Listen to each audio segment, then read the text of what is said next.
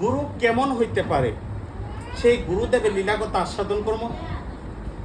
আজকে কারোর মনটা স্থির হইতেছে না, সবাই আজকের দিনটা অন্তত পক্ষে মনটা একটু স্থির করেন, কারণ গুরু কৃপা কি, আমি তো বারবারই বলতেছি যে গুরু কৃপা ব্যতীত কোনোভাবেই কৃষ্ণ সেবা, কৃষ্ণ কৃপা লাভ করা সম্ভব না। তো গুরু শিষ্যের যে কেমন সম্বন্ধ সেই লীলা কথা আজকে আমরা আস্বাদন করবো শাস্ত্রে। যদিও এর আগে আমরা এই লীলা কথার আস্বাদন করছিলাম, কিন্তু আজকে যেহেতু সেই গুরুদেবেরই দিন, তার জন্য আমরা আবার পুনরায় সেই লীলা কথাটা আস্বাদন করতেছি। এই গুরুদেব তার শিষ্যদেরকে ডাকাইয়া বলতেছে যে এক কাজ করো, আজ থেকে প্রায় 2 মাস পরে আমার কুষ্ঠ রোগে আক্রান্ত হইবে। আর কুষ্ঠ রোগে আক্রান্ত হইলে, যে ব্যক্তির কুষ্ঠ রোগে আক্রান্ত হয় সে কখনো ভগবত সেবা করতে পারে না, ভগবানের সেবা করতে পারে না। আর যেহেতু আজ থেকে প্রায় 2 মাস পরে আমাকে কুষ্ঠ রোগে আক্রান্ত হইব, আমি এখন মনস্থ করছি আমি আমার এই স্থান পরিত্যাগ কইরা আমি কাশিতে চলে যাব। কাশিতে গিয়া আমি কি করব, আমি একটা কুটির নির্মাণ, ছোটখাটো একটা কুটির নির্মাণ কইরা আমি সেখানে বাস করা শুরু করে দেব। এক কাজ করো, তোমরাও কি করো, তোমরা যার জন্য যার যার গন্তব্যস্থানে তোমরা চলে যাও। গুরুদেবের কথা মতো গুরুদেবের সব শিষ্যরা কি যার জন্যে দূরে সরে গেছে। কিন্তু দূরে এক সহজ সরল এক শিষ্য দাঁড়িয়ে রয়েছে।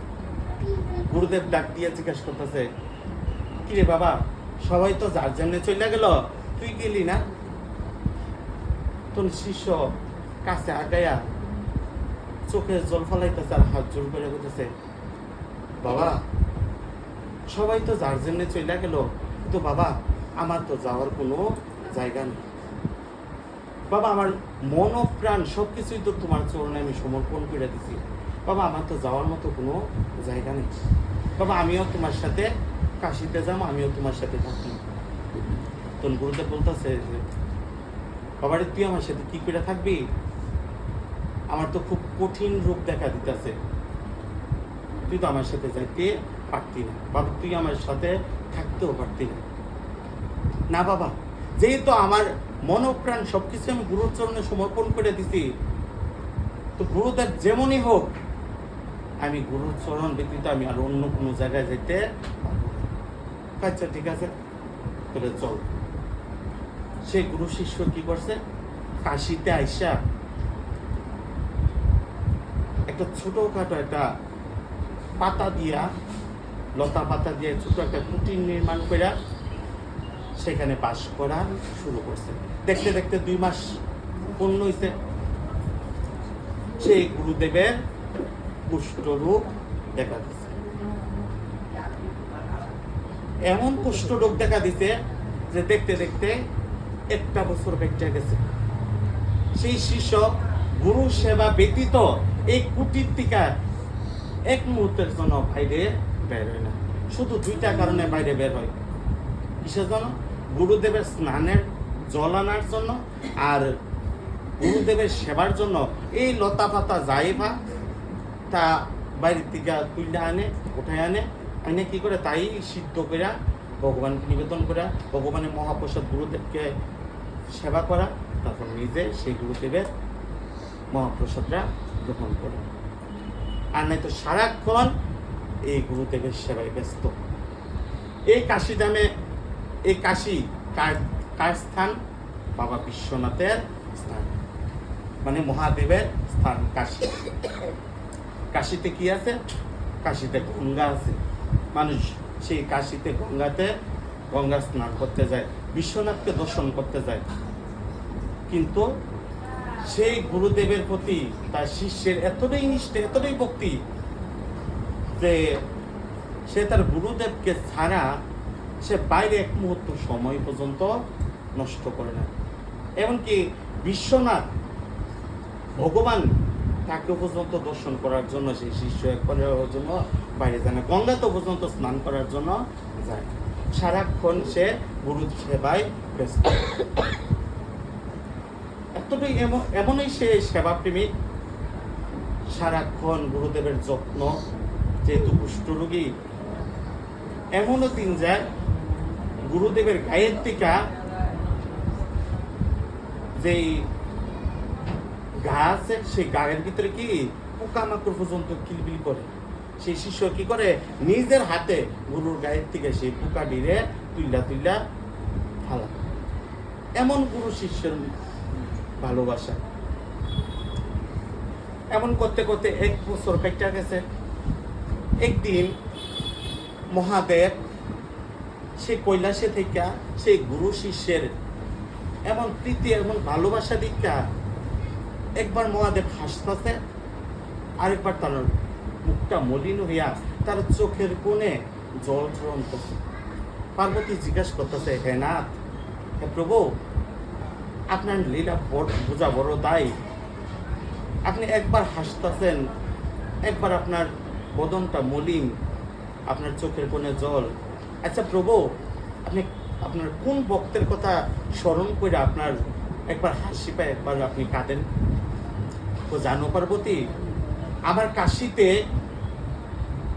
এক গুরু শিষ্য, তাদের এতটা ভালোবাসা, সেই শিষ্যের গুরুদেবের প্রতি এত ভালোবাসা, এতটাই তার প্রতি গুরুনিষ্ঠা, গুরুচরণে তার এতটাই রতিমতি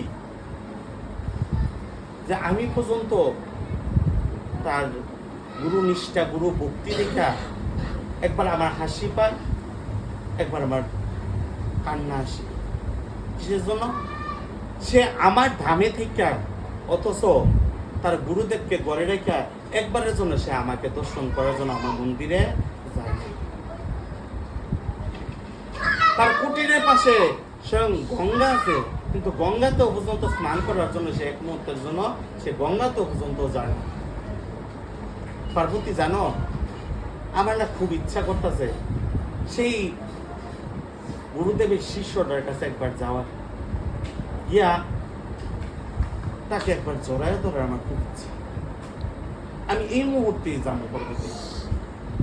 যে মুহূর্তে মহাদেব কি করছে, কৈলাস থেকে রওনা দিছে, পিছন থেকে পার্বতী ডাক দিছে, প্রভু তুমি একা যেতেছ গা সেই শিষ্যকে দর্শন করার জন্য?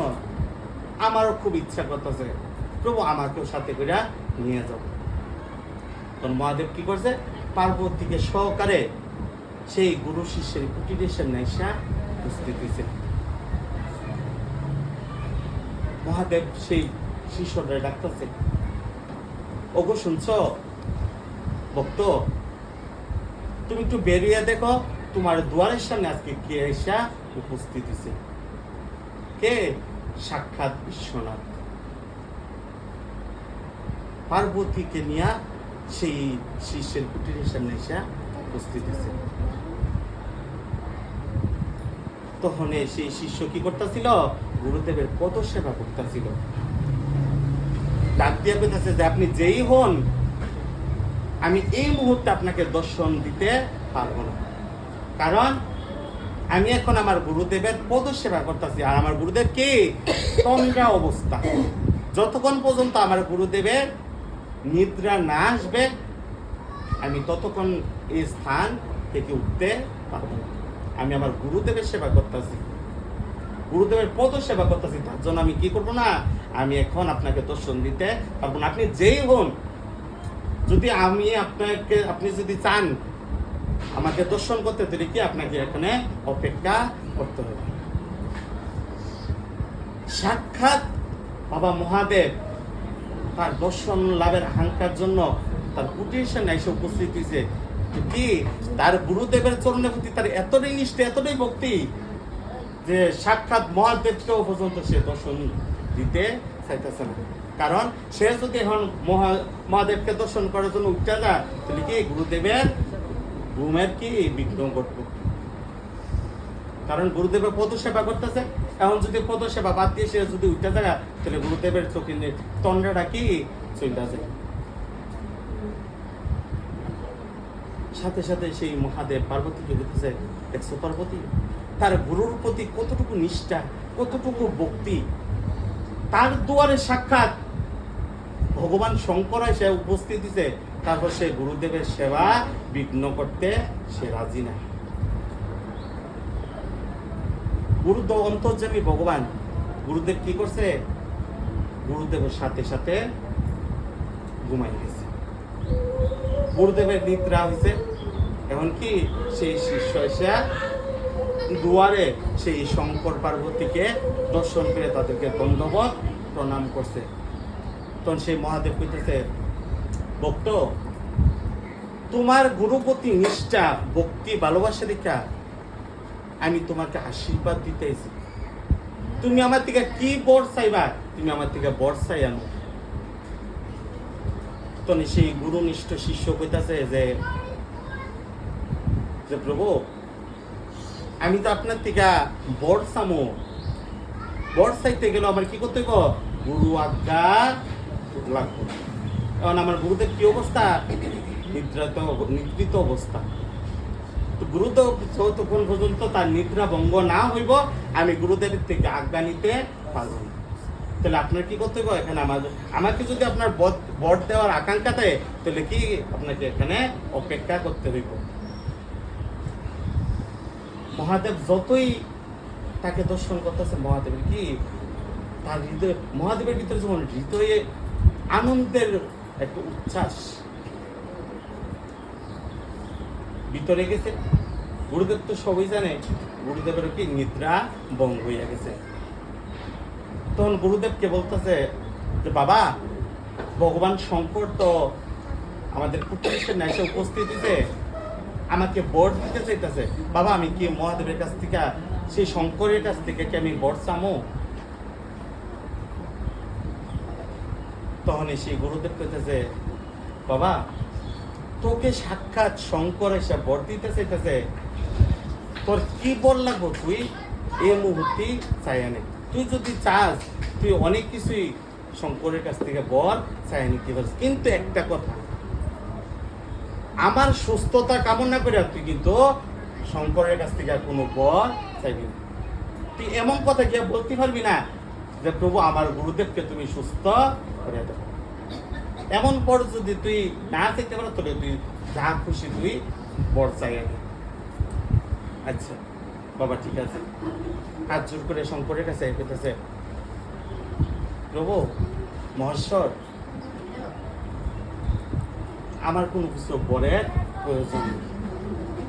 মহেশ্বর কইতেছে, আমি সাক্ষাৎ ভগবান শঙ্কর তোমার সম্মুখে, তুমি আমার কাছ থেকে যা বর চাও তুমি তো তাই পাবে। না না প্রভু, না মহেশ্বর, তোমার কাছ থেকে আমার কোনো কিছু বর চাওয়া নেই, কিন্তু তুমি যদি আমাকে আশীর্বাদ দিতে চাও, তুমি আমাকে এই আশীর্বাদ দাও যেন আমি জন্মে জন্মে যেন আমি গুরুর চরণ যেন হারা যেন না, এই জড়জগতে যতবার আমার জন্ম হইব, আমি যেন এই গুরুদেবের সঙ্গ যেন কোনোদিনও হারা যেন না হইব। আমি সব সময় যেন গুরু সঙ্গ যেন লাভ করতে পারি, আমি জন্মে জন্মে যেন এই গুরুর সেবার অধিকারী হয়ে যেন থাকতে পারি। সাথে সাথে মহেশ্বরের 2 হাত বাড়াই দিছে যে বাবা,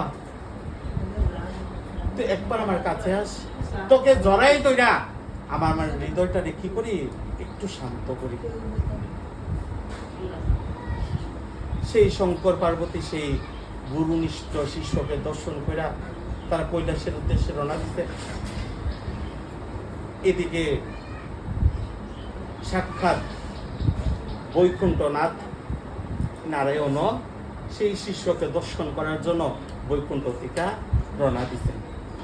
পথে কার সাথে দর্শন? সেই ভগবান শঙ্করের সাথে নারায়ণের দর্শন।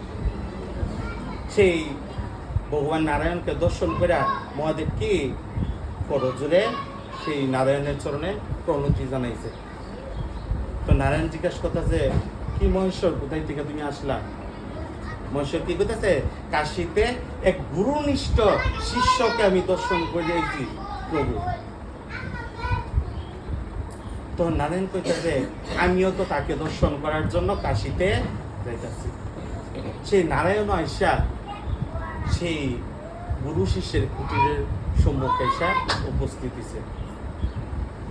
হওয়ার পরে আবার সেই নারায়ণ ডাকতেছে যে ভক্ত, তুমি একবার বাইরে এসে দেখো যে তোমার পাশে কে আসা, তোমার দুয়ারে কে আসলো তোমাকে দর্শন করার জন্য।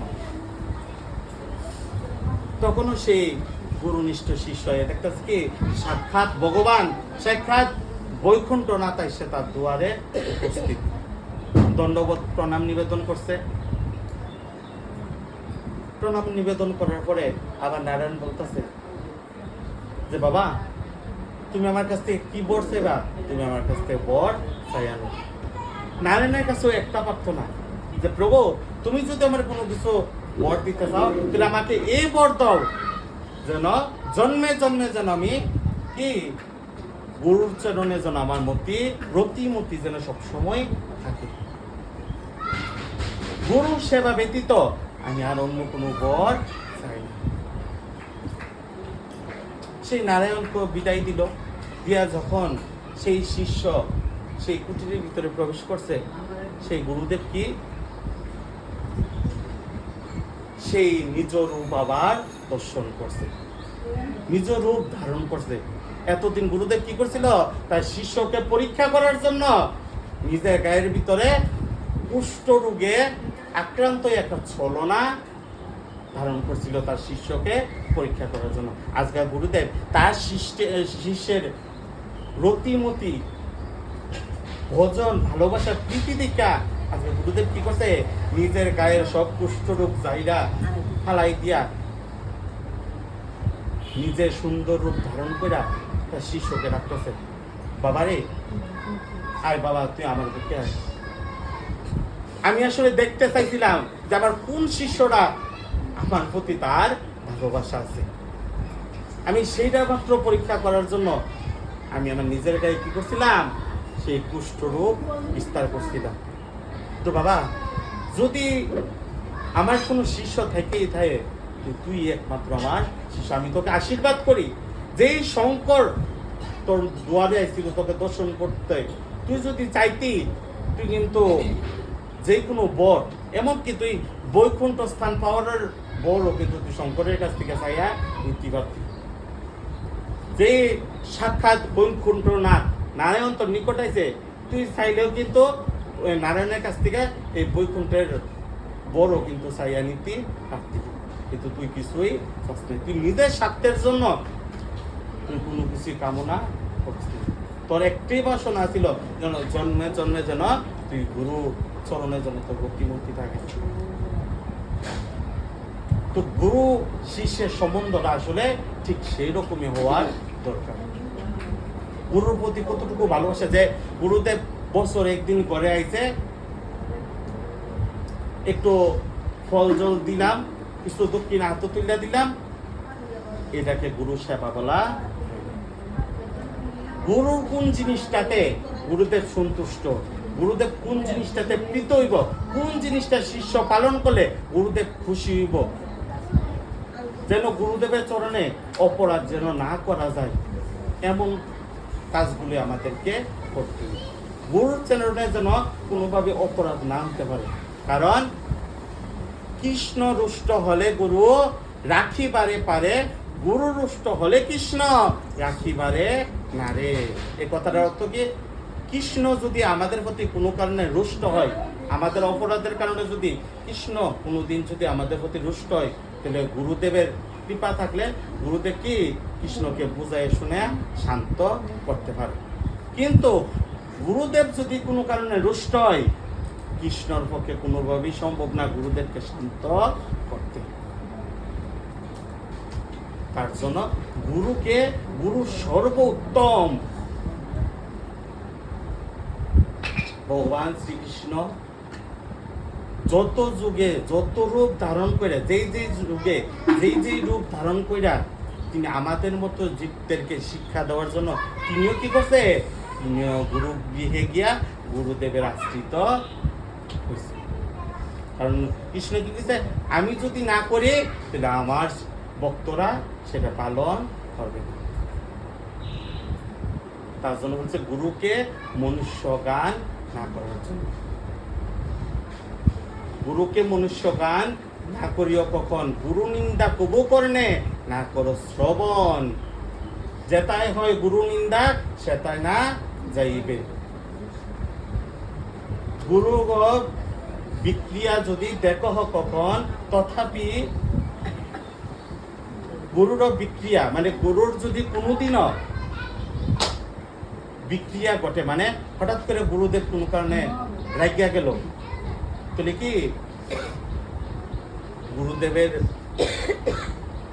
গুরুদেবের ভুল হয়েছে, গুরুদেব জিনিসটা ঠিক করছে না, এই দোষগুলা কখনো দেখা যাবে না। মানে মোট কথা, গুরুকে গুরু ভগবান, শুধু তিনি মনুষ্য রূপ ধারণ করে এই জগতে আসছে বিদায় গুরুদেবের চরণে তুলসী পত্র দেওয়া যাবে না। কারণ এক একজনের মনোভাব এমন হইতে পারে যে গুরু যদি কৃষ্ণ এতে, গুরু যদি ভগবান এতে, তাহলে গুরুদেবের চরণে কিসের জন্য তুলসী পত্র দেওয়া যাবে না। কিন্তু এই জিনিসটা বুঝতে হবে যে গুরু যেহেতু, গোবিন্দ যেহেতু গুরু রূপ ধারণ কইরা এই জড় জগতে মনুষ্য রূপ ধারণ করে যেহেতু জড় জগতে আইছে, গুরুদেবেরও যেহেতু জ্বর হয়, ঠান্ডা লাগে, কাশ হয়, তার জন্য গুরুদেবের চরণে কি তুলসী পত্র নিবেদন করা যাবে না। যদি গুরুর চরণে কোনো কারণে তুলসী পাতা থাক দূরের কথা, তুলসী পাতার জলটাও যদি গুরুদেবের চরণে পড়ে, তাহলে এই অপরাধের কোনো সীমা, এই অপরাধের প্রায়শ্চিত্ত শাস্ত্রে বর্ণনা করে নাই। তার জন্য গুরুর চরণে কি দিতে হইব? পুষ্পাঞ্জলি নিবেদন করতে হইব। আমরা এই সংসারবদ্ধ জীবের যেই তিতাব জ্বালা আছে, সেই তিতাব জ্বালা, সেই দুঃখ কষ্ট বলার জন্য একমাত্র স্থানই কিন্তু গুরুর চরণ।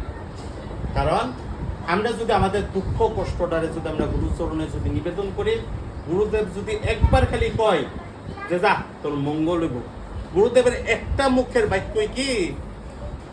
হৃদয়ে করিয়া ঐক্য। গুরুর মুখ পদবাক্য হৃদয়ে করিয়া ঐক্য, আর না করিও আশা। মানে গুরুদেবের মুখের একটা বাক্যই কি? অমৃতের সমান। কেমন অমৃতের সমান? একদিন এক গুরুদেবের মন্দিরে, সেই যে গৃহটা আছে, গুরুদেব যেই গৃহের ভিতরে, যেই রুমের ভিতরে থাকে, সাথে একটা বারিন্দা আছে, প্রত্যেকা জানি একটা পাখি এসা পচা মাংসের একটা টুকরা এই বারিন্দার ভিতরে না ফেলাই গেছে। তখন গুরুদেব হাসতে হাসতে তার শিষ্যদেরকে ডাকতেছে, কে রে আসো সেখানে, একবার দেখা যেত বাবা।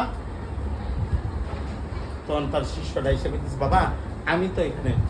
ও বাবা দেখতো একটা পাখি না বারিন্দার মধ্যে একটা পচা মাংসের একটা টুকরা রেখে গেছে, বাবা তুই তোর মুখ দিয়া এই মাংসের টুকরাটারে বাইরে নিয়া ফালাই দিয়া। কি কইছে? এই পচা মাংসের টুকরাটারে বলে গুরুদেব তার শিষ্যকে আদেশ করছে যে তুই নিজের মুখ দিয়া এই মাংসের, পচা মাংসের টুকরাটারে কি করবি?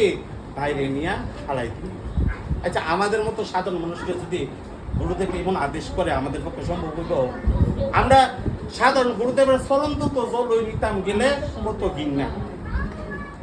হ্যাঁ, করতে না করতে হাইটা মিটটা আইছে, রাস্তাঘাট ফালাই আইছে, গুরুদেবের এই চরণ তো জল, হাওয়ার জল বলে মুখে লুটাম। এটাই আমাদের কত অভক্তি। গুরুদেব মাত্র একবার তার শিষ্যের আদেশ করছে, বাবা তুই যা বারিন্দার থেকে গিয়েছিরা সেই পচা মাংসের টুকরাটা কি কর, তোর মুখে কইরা নিয়ে বাইরে ফেলাই দিয়ে। আচ্ছা বাবা ঠিক আছে। সাথে সাথে তার শিষ্য কি তার মুখ দিয়ে সেরে সেই পচা মাংসটা তুইলা বাইরে নিয়ে ফেলাই দিছে। ফেলাই দিয়ে সেটা অনেকক্ষণ সময় হয়ে গেছে, শিষ্যরা আর ভিতরে আসে না। অন্যান্য শিষ্যদেরকে কইতেছে, দেখতো হয়তো আমার কথাটাতে মনে হয়তো কষ্ট পাইছে, তার জন্য মনে আমার সামনে আসতে চাইতেছে। অন্যান্য শিষ্যরা বাইরে গিয়ে দেখতেছে কি, যে জায়গাতে মাংসের টুকরা রাখা লাগছে এমনি দাঁড়াই সেরা তার দুই চোখ দ্বারা এমন অশ্রু জল বাড়িতেছে, এত অশ্রু জল বাড়িতেছে। অন্যান্য শিষ্যরা কইতেছে যে তোমার গুরুদেবে ডাকতেছে। দৌড়াইয়ে গিয়ে সেরা গুরুদেবের চরণে গিয়ে আজাদা ধরছে যে বাবা আজকে আমার কি পাওয়াইলেন? আমার মনে হইতেছে সাক্ষাৎ বৈকুণ্ঠের অমৃত যেমন আমি মুখে আজকে ধারণ করছি। এমন সুস্বাদু প্রসাদ, এমন স্বাদ, এমন গন্ধ আমি আর কোনোদিনও আস্বাদন করি নাই।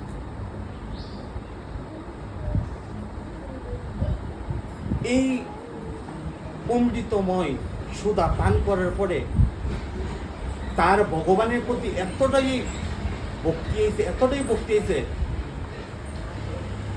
সে ভজন করা এক মনে সেই যুগলের গুরুদেবের আজ্ঞা মতো সেই যুগল উপাসনা করা শুরু করছে।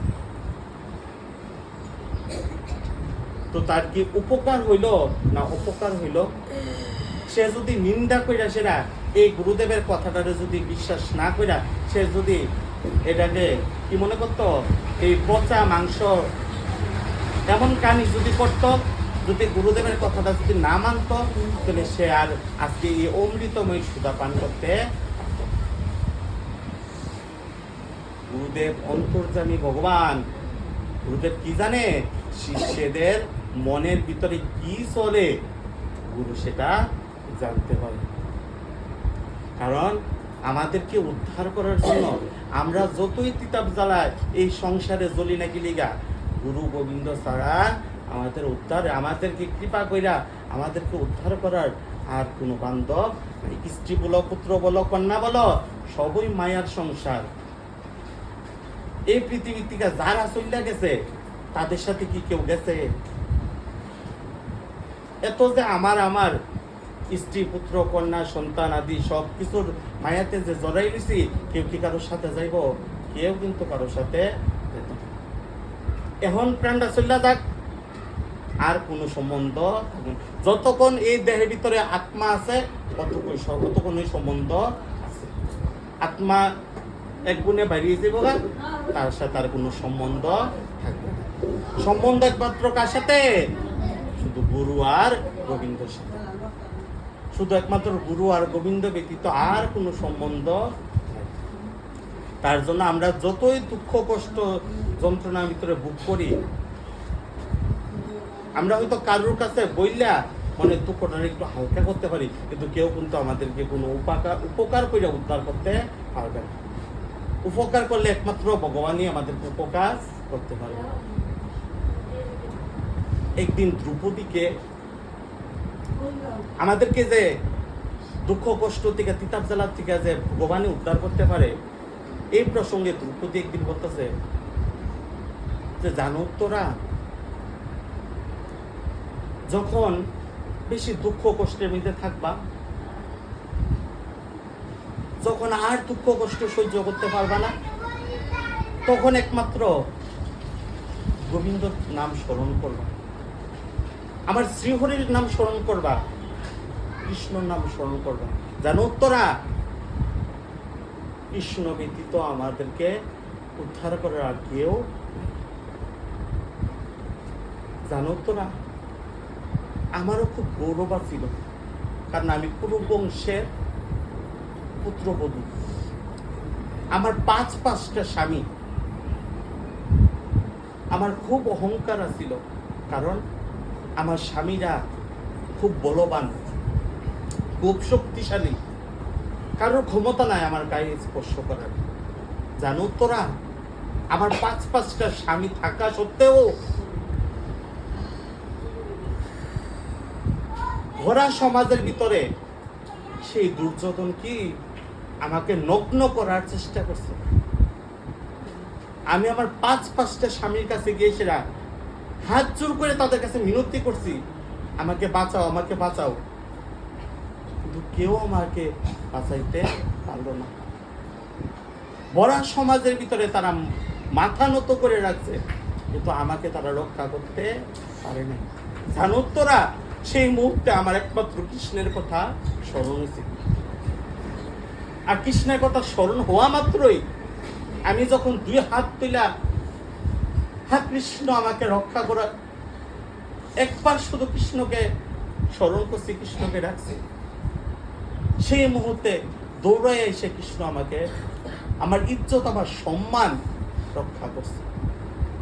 যে সম্মান কিনা আমার 5-5টা স্বামী থাকা সত্ত্বেও তারা আমার সম্মান রক্ষা করতে পারে নাই। তারা বড়া সমাজের ভিতরে আমাকে, যে জায়গাতে আমাকে উলঙ্গ করে দিতেছে, আমাকে নগ্ন করার চেষ্টা করতেছে, আমার 5-5টা স্বামী থাকা সত্ত্বেও তারা আমাকে, আমার বিপদে আমাকে রক্ষা করে নাই। কিন্তু আমি যেই মুহূর্তে একবার কৃষ্ণের কথা স্মরণ করছি, যে মুহূর্তে আমার একবার কৃষ্ণের কথা মনে হয়েছে, আমি কৃষ্ণকে ডাকার মাত্রই কৃষ্ণ আমাকে দৌড়ে এসে আমাকে আমার ইজ্জত রক্ষা করছে, আমাকে বস্ত্র দিয়া সহযোগিতা করছে। জানো উত্তরা, তখন থেকে আমি সংসারের প্রতি সব মায়া দূরে সরাই দিছি। যে যতই আমি অহংকার করি যে আমার 5-5টা স্বামী, কিন্তু তারা তো কেউ আমাকে রক্ষা করতে পারে নাই। তোরা কৃষ্ণ ব্যতীত এই সমাজ, এই সংসারে কেউ রক্ষা করার মতো নাই। তারা কি পারতো না? আমার যে 5-5টা স্বামী, যাদেরকে নিয়ে আমি এত অহংকার করতাম, এত গৌরব আমার ছিল, কই তারা তো আমাকে রক্ষা করতে পারেনি। যাদের দ্বারা আমি এত অহংকারী ছিলাম, আমার এত দম্ভ ছিল, যে আমার বিশ্বাস ছিল যে আমার 5-5টা স্বামী তারা খুব বলবান, তারা খুব শক্তিশালী, তারা আমাকে বিয়ের থেকে রক্ষা করতে পারবো। আমি তাদের কাছে, বড়ার সমাজে আমি তাদের কাছে গিয়ে সে হাত জোর করে দয়া প্রার্থনা করছি যে তোমরা আমার স্বামী, আমাকে রক্ষা করো। কই তারা তো আমার রক্ষা করতে পারে না। কিন্তু যেই মুহূর্তে আমি একবারে শুধু কৃষ্ণের নাম স্মরণ করছি, সেই কৃষ্ণের নাম স্মরণ করার সাথে সাথেই সেই কৃষ্ণ এসে আমার কি করছে, আমাকে রক্ষা করছে। জানো তোরা, যখন তোমার বেশি, যখন কারোর দুঃখ কষ্ট বেশি আসবো, তখন অন্য জায়গায় ছুটাছুটি না কইরা যদি একবার কৃষ্ণকে স্মরণ করা যায়, একবার যদি কৃষ্ণের নাম স্মরণে আসে, মনে আসে, যদি কৃষ্ণকে ডাকা যায়, তো অবশ্যই কৃষ্ণ এসে রক্ষা করে। তোরা যদি কখনো দুঃখ কষ্টের ভিতরে থাকো, তো অতিরিক্ত দুঃখ কষ্ট আর সহ্য করতে পারো না, তো কারোর কাছে যাইও না, শুধু একবার কৃষ্ণ নাম স্মরণ করবা, আমার শ্রী হরির নাম স্মরণ করবা। সেই একমাত্র পারবো আমাদেরকে এই তিতাব জ্বালা থেকে, এই দুঃখ কষ্টের দিকে রক্ষা করতে। নয় তো আর কারোর পক্ষে সম্ভব না আমাদেরকে এই দুঃখ কষ্টের থেকে উদ্ধার করার। জানো তোরা, আমিও সেইভাবে কৃষ্ণের কৃপা লাভ করছি। তখন থেকে আমার এই সংসারের প্রতি যত অহংকার ছিল, যত দম্ভ ছিল, সব মাটিতে মিশাই দিছি। যে কার জন্য আমি এত অহংকার করতাম, কার জন্য আমি এত, আমার ভিতরে এত দম্ভ ছিল যে আমার দুঃখের সময় তারাই আমাকে উপকার করতে পারে না। আর যে কৃষ্ণ নাম আমি ভুলে আসছিলাম, সেই কৃষ্ণই আমাকে তার দুঃখের সময়, আমার দুঃখের সময় সেই কৃষ্ণই আমাকে আসা রক্ষা করছে। উত্তরা, যখন তোমারও অনেক দুঃখ কষ্ট আসবে, তুমি কারোর আশা করো না, শুধু একমাত্র কৃষ্ণর নামই স্মরণ করো। যদি কেউ তোমাকে রক্ষা করতে পারে, উদ্ধার করতে পারে তোমার বিপদ থেকে, তাহলে একমাত্র পারলে কৃষ্ণই পারবে না, তার কারোর পক্ষেই সম্ভব না। সেই দ্রৌপদী আমাদেরকে শিক্ষা দিয়ে গেছে যে কৃষ্ণ ব্যতীত এই জগতে কেউই আমাদের আপন না। যাদের জন্য আমরা আপন আপন বললা, এই দেহ মন সব কিছু ডাইলা দিতাছে উজাড় কইরা, কিন্তু কেউই এই দুঃখ থেকে উদ্ধার করতে পারবে না। কিন্তু যার নাম আমরা বুঝলাতেই, সেই একমাত্র পারবো কি আমাদেরকে দুঃখ কষ্টের থেকে উদ্ধার করতে।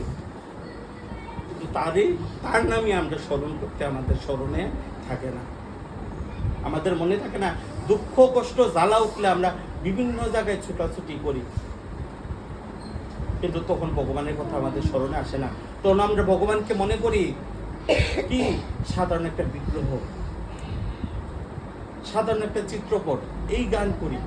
কিন্তু কৃষ্ণ যদি কৃপাময়ী না হইতো, তাহলে কৃষ্ণ যদি আমাদেরকে না খাওয়াইতো, তাহলে আমরা কোনোভাবেই খাইতে পারতাম না।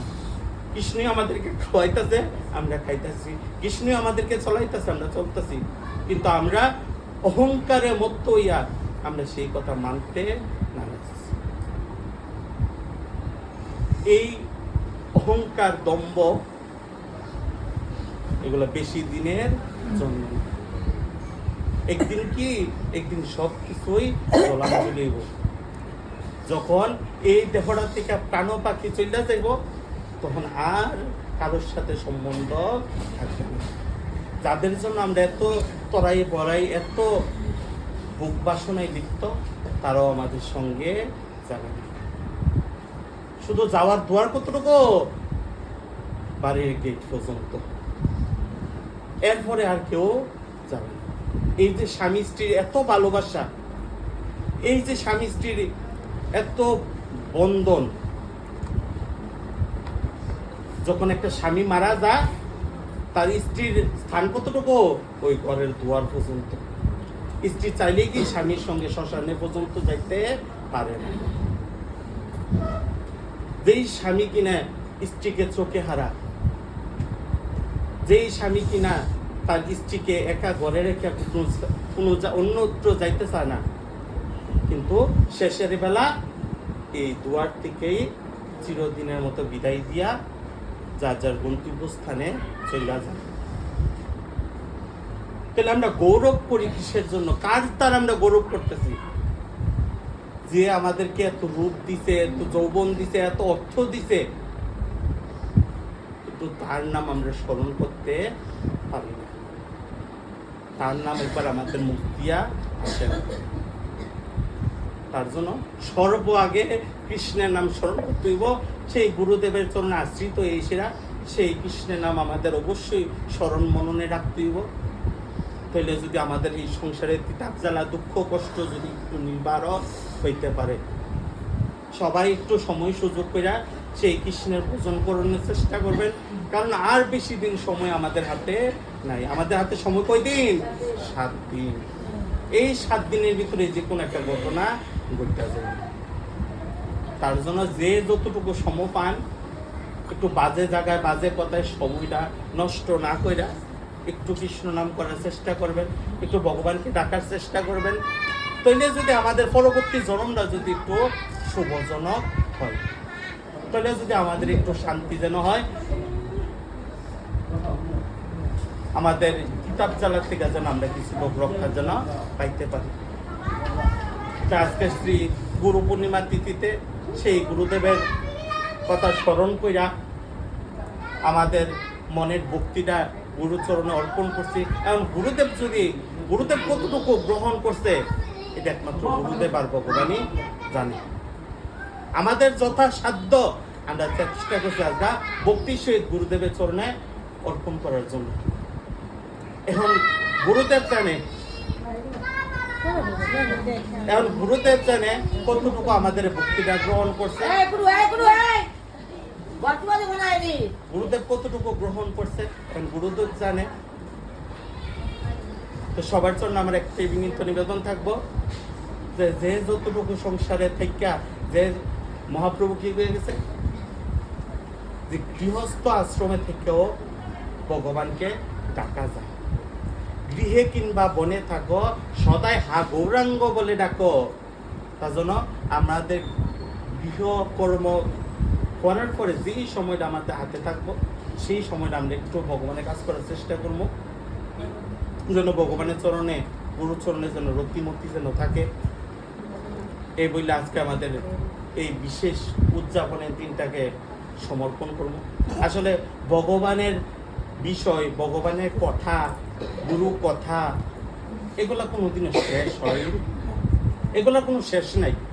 এগুলা কি, এগুলা বিশ্রাম হইতে পারে, কিন্তু এগুলা কোনো শেষ হইতে পারে না। কিন্তু যেহেতু আমরা সংসারবদ্ধ জীব, আমাদের একটা নির্দিষ্ট সময় থাকে, সেই সময়ের মধ্যে আমাদের একটা সমর্পণ ঘটানো লাগে, এতটুকুই শুধু। কিন্তু ভগবানের নামের ভগবানের অনুষ্ঠানের আনন্দের কিন্তু কোনো শেষ হয় না। তার জন্য সবাই একটু গুরু চরণে আজকের দিনে একটু প্রার্থনা করবেন যেন আমরা কৃষ্ণ কৃপা যেন লাভ করতে পারি, ভগবানের চরণে যেন মতি থাকে, আমরা একটু যেন ভজনের পথে যেন আগায় যেতে পারি। এই বলে আজকের বিশেষ দিন আমাদের হরিকথা এখানেই বিশ্রাম। জয় জয় নিতাই গৌর সীতানাথ।